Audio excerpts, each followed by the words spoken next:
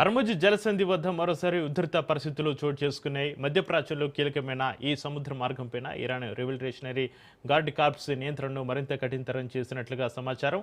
కొన్ని నివేదికల ప్రకారం ఆ ప్రాంతంలో కొన్ని నౌకల కదలికలను ఐఆర్జీసీ తాత్కాలికంగా ఆపినట్లుగా తెలుస్తుంది. అలాగే కొన్ని భారతీయ నౌకలను కూడా తనిఖీల అనంతరం తిరిగి పంపినట్లుగా తెలుస్తుంది. ఇరాన్ మాత్రం హర్ముజ్ జలసంధిపైన తమ భద్రతా నియంత్రణ తప్పనిసరి అని వ్యూహాత్మక ప్రాంతంగా పర్యవేక్షణ కొనసాగుతుందని ప్రకటిస్తోంది.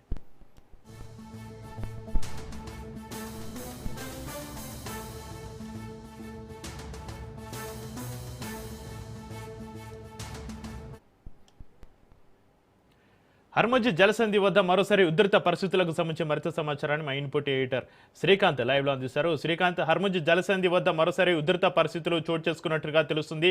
మధ్యప్రాచ్యంలో కీలకమైన ఈ సముద్ర మార్గంపైన ఇరాన్ రెవల్యూషనరీ గార్డ్ కార్ప్స్ నియంత్రణను మరింత కఠినతరం చేసినట్లుగా సమాచారం సంబంధించి మీ దగ్గర ఉన్న అప్డేట్స్ ఏంటి Srikanth? Chakri, good evening. So అంటే జస్ట్ 24 గంటలు మాత్రమే అయింది హర్ముజ్ జలసంధి నుంచి అన్ని నౌకలు వెళ్ళొచ్చు అని చెప్పేసి ఇరాన్ ప్రకటించినటువంటి నేపథ్యంలో అమెరికా తన పెత్తనాన్ని కొనసాగిస్తున్నటువంటి నేపథ్యంలో మళ్ళీ ఇరాన్ ఆంక్షలను విధించింది. పూర్తిగా ఐఆర్జీసీ తన కంట్రోల్లోకి తీసుకుంది. ఇరాన్ సైన్యం ఆధ్వర్యంలో ప్రస్తుతానికి హర్ముజ్ జలసంధి ఉంది.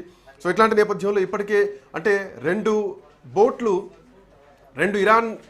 రెండు నౌకలపైన దాడి చేసినట్టుగా కూడా తెలుస్తోంది. సో ఇట్లా నేపథ్యంలో భారత్ చెందినటువంటి 2 నౌకలు కూడా అక్కడనే ఆపేశారు. సో హర్ముజ్ జలసంధి పూర్తిగా కూడా ఇరాన్ చేతుల్లో ఉంది, ఇరాన్ కనుసన్నల్లో ఉంది. అమెరికాతో ఒప్పందానికి వచ్చే వరకు కూడా ఈ దిగ్బంధనం అంటే అమెరికా నుంచి ఒప్పందం వచ్చేదాకా ఈ దిగ్బంధనం కొనసాగుతుందంటూ కూడా ఇప్పటికే ట్రంప్ చెప్పినటువంటి నేపథ్యంలో ఇరాన్ అంటే ఆ పెత్తనాన్ని యాక్సెప్ట్ చేసేటువంటి పరిస్థితులు లేరు. అమెరికా పెత్తనం హర్ముజ్ జలసంధి పైన ఉండడాన్ని ఎట్టి పరిస్థితుల్లో కూడా ఇరాన్ అంగీకరించట్లేదు. సో ఇట్లా నేపథ్యంలోనే ఇప్పటికే 2 ట్యాంకర్లను వెనక్కి పంపించారు. దాంట్లో భారత్ చెందినటువంటి ట్యాంకర్లు కూడా ఉన్నట్టు తెలుస్తోంది. యూకే మారిటైమ్ ట్రేడ్స్ ఆపరేషన్ ప్రకారం 2 ఇరాన్ రెవల్యూషనరీ గార్డ్స్ గన్ బోట్లు ఏవైతున్నాయో ఈ గన్ బోట్లు ఈ మధ్యకాలంలో మనం చూడొచ్చు. అంటే ఆ నౌకలపైన దాడి చేయడానికి హర్ముజ్ సముద్రంలో గన్ బోట్లు తిరుగుతున్నాయి, మిసైల్స్ వేసుకుంటూ తిరుగుతున్నాయి. సో ఆ ట్రైలర్ కూడా చూపించారు ప్రపంచం మొత్తానికి కూడా. అది అమెరికాకు కూడా ఒక ట్రైలర్ చూపించారని చెప్పాలి.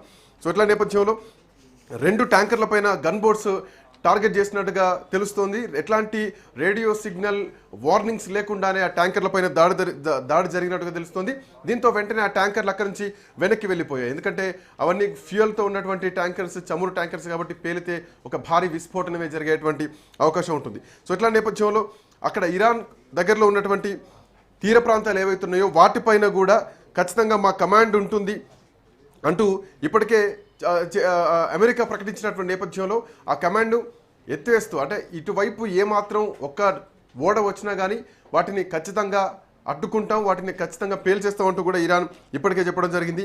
ఇరాన్ ఓడరే ఉన్నటువంటి ఆ తీర ప్రాంతాలపైన కూడా సముద్ర దిగ్బంధం ఉంటుందంటూ కూడా అమెరికా ప్రకటించినటువంటి నేపథ్యంలో దాన్ని అమలు చేయడానికి యుఎస్ ఒకవైపు ప్రయత్నం చేస్తోంది, అటువైపు ఇరాన్ కూడా గన్ బోట్లతో రంగంలోకి దిగి ఎక్కడికక్కడ నౌకలు ఆపుతున్నటువంటి పరిస్థితి మాత్రం స్పష్టంగా కనిపిస్తోంది.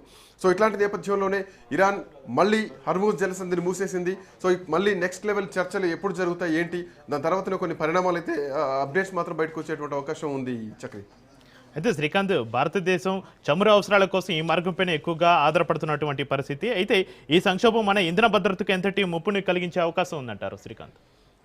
ఖచ్చితంగా. ఎందుకంటే భారతదేశంలో ఈ మధ్యకాలంలో నందనౌక, శివాలి నౌక 2 కూడా రావడం జరిగింది. సో ఆ 2 నౌకలు వచ్చిన తర్వాత ఇంతవరకు మళ్ళీ భారత్కు చేరుకున్నటువంటి నేపథ్యం లేదు. అయితే హర్ముజ్ జలసంధి ఓపెన్ చేసినటువంటి క్రమంలో ఇక ఇంధన కొరత ఉండదని అందరూ అనుకున్నాం. బట్ ఇప్పుడు ఇరాన్ ఈ క్లోజింగ్ ఎఫెక్ట్, హర్ముజ్ జలసంధి దిగ్బంధం ఏదైతే ఉందో ఖచ్చితంగా ఇది భారత్ పైన కూడా ఎఫెక్ట్ ఉంటుంది. ఈ యుద్ధం ఇంకా ఎంతకాలం ఉంటుందో చూడాలి. ఎందుకంటే నిన్న ఆల్రెడీ లెబనాన్ పైన మేము కాల్పుల విరమణను ఒప్పుకుంటున్నాం అని చెప్పేసి అమెరికా ప్రకటించిన తర్వాత ఇరాన్ హర్ముజ్ జలసంధి పైన దిగ్బంధాన్ని పూర్తిగా ఎత్తివేసి గేట్లు ఓపెన్ చేసింది.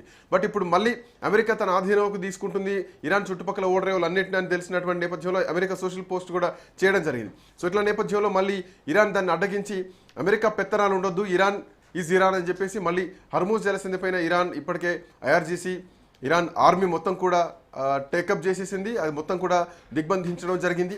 సో ఇప్పుడు ఎట్లాంటి పరిణామాలు ఉండబోతున్నాయి చూడాలి. ఇటు ట్రంప్ నుంచి ఏం ప్రకటనలు వస్తాయి, అటు ఇరాన్ నుంచి ఎట్లాంటి పరిణామాలు ఉండబోతున్నాయి, దీని తర్వాత ఎట్లాంటి చర్యలు ఉండబోతున్నాయి చూడాలి. కొంత ఒక భయంకరమైనటువంటి పరిస్థితి మాత్రం మళ్ళీ మొదలైంది హర్ముజ్ జలసంధిని మూసేసిన క్రమంలో. చక్రి, శ్రీకాంత్, ఈ ఉధృత పరిస్థితుల్లో చైనా, రష్యా పాత్ర ఏమిటి? వారు ఇరాన్కు మద్దతు ఇస్తున్నారా లేదా మధ్యవర్తిత్వం వహిస్తున్నారా? ఏంటి పరిస్థితి అక్కడ?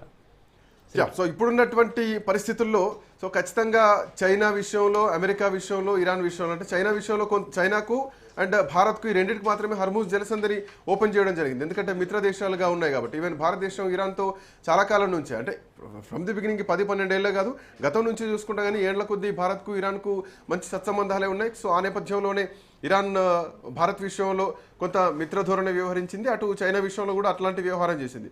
కాకపోతే రష్యా విషయానికి వచ్చేసరికి సో మనకున్నటువంటి ఆప్షన్ ఏంటంటే ఈ చమురు దిగుమతి చేసుకోవడానికి రెడ్ సీ నుంచి రష్యా నుంచి మనం దిగుమతి చేసుకోవడానికి అవకాశం ఉంటుంది కాబట్టి సో మనకున్నటువంటి నెక్స్ట్ ఆప్షన్ రష్యా నుంచి తీసుకోవడానికి అవకాశం ఉంది కాబట్టి సో భారత్ ఇప్పటికే రష్యాతో సంప్రదింపులు చేసింది, రష్యా నుంచి తీసుకోవడానికి అవకాశం ఉందని చెప్పడం జరిగింది. మరో రష్యా నుంచి మనం గతంలో తీసుకున్నాం యుద్ధం జరుగుతున్నటువంటి టైంలో, అంటే ఆ టైంలో కూడా మనం రష్యా నుంచి తీసుకున్నటువంటి నేపథ్యం ఉంది. రష్యా డిస్కౌంట్లు కూడా ఇచ్చింది. అయితే ఈ మధ్యకాలంలో డిస్కౌంట్లు తగ్గించిన తర్వాత మళ్ళీ మనం రష్యా నుంచి చమురు కొనుగోలు చేయడం ఆపేసాం. సో ఇప్పుడు మళ్ళీ రష్యా నుంచి కొనుగోలు చేయడానికి ఇబ్బంది ఏం లేదు. ఈవెన్ భారత్కు రష్యాకు కూడా మంచి సత్సంబంధాలే ఉంటాయి కాబట్టి సో నెక్స్ట్ మనం రష్యా నుంచి తీసుకోవడానికి అవకాశాలు అయితే ఉన్నాయి. బట్ ఏదేమైనా కానీ హర్మూజ్ జలసంధి నుంచి దాదాపు 80% వరకు భారత్కు దిగుమతి చేసుకుంటూ ఉంటుంది. ప్రపంచవ్యాప్తంగా 20% ఫ్యూయల్, క్రూడ్ ఆయిల్ అంతా కూడా హర్మూజ్ జలసంధి నుంచే ట్రావెల్ అవుతూ ఉంటుంది. సో ఇప్పుడున్నటువంటి పరిస్థితుల్లో హర్మూజ్ను మళ్ళీ క్లోజ్ చేస్తే కనుక ఈ పరిణామాలు కొంచెం తీవ్రంగానే ఉంటాయి. చూడాలి అమెరికా నుంచి రియాక్షన్స్ ఎట్లా ఉంటాయి అనేది చూడాలి. Chakri right, thank you Srikanth.